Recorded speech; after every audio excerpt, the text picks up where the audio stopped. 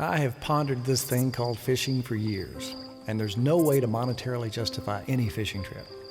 There is no fish fillet that's worth the time and effort used to catch dinner. So why do we plan for days or even weeks? Spend money on tackle, gas up our cars and boats, and head out to the fishing hole? Well, the answer struck me like lightning this weekend while kayaking and fly fishing on beautiful Douglas Lake in Tennessee. It was beginning to get dark. Nature's symphony was just getting cranked up. Katydids began their droning song, and crickets joined in with their upbeat chorus, and a tree frog played his washboard percussion. The gentle breeze caused the water to rhythmically lap onto the rocks.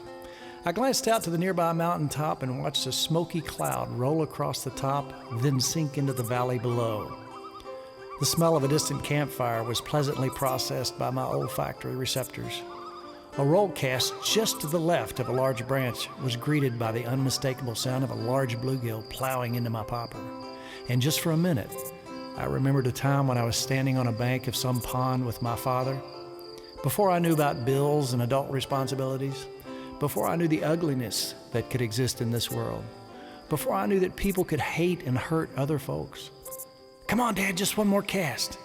The only way he could sway me to leave was to remind me that it was getting dark and that Mom had made her famous chocolate cake with fudge icing from scratch.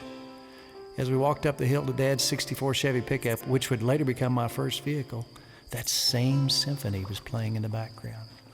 And the reason we fish, friends, is for that minute. And that minute is worth every shiny penny.